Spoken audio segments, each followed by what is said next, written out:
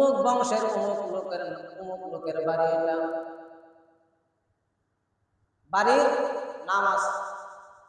অমুক বংশের অমুক লোকের বাড়ি, এটা নাম আছে, গেটে লেখা আছে জমিদার বাড়ির অমুক ব্যক্তি, তালুকদার বাড়ির অমুক ব্যক্তি, অমুক বংশের অমুক ব্যক্তি বাড়ির গেটের মধ্যে লেখা আছে, দরজার মধ্যে লেখা আছে।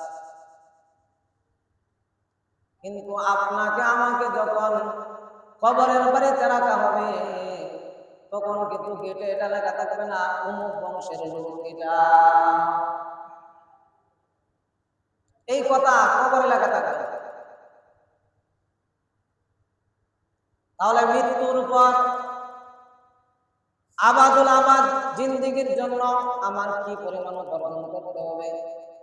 60 বছর হায়াতের জন্য যে পরিমাণ উপার্জন আমি করেছি, আবাদুল আবাদ যে দুনিয়াতে আমার চলতে হবে, ওই দুনিয়ার জন্য আমি কি উপার্জন করেছি? যদি আপনি আমি মাথাকে নিচুর দিকে ফিরে যদি আমি একটু চিন্তা করি, 60 বছর হায়াতের মধ্যে কত নামাজ আমি কাজা করেছি, 60 বছর জিন্দেগির মধ্যে আমার পিতাকে যে কবরে রেখে আসলাম, পিতার জন্য কতদিন আমার স্মরণ হয়েছে? আল্লাহ নবী সাল্লাল্লাহু আলাইহি ওয়াসাল্লাম বলেন,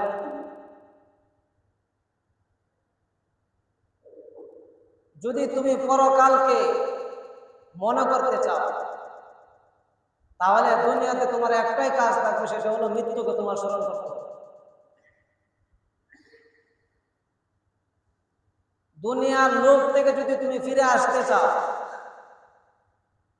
দুনিয়ার দোকান থেকে যদি তুমি ফিরতে চাও, দুনিয়ার প্রতারণার থেকে যদি তুমি বাঁচতে চাও, তাহলে তোমার কথা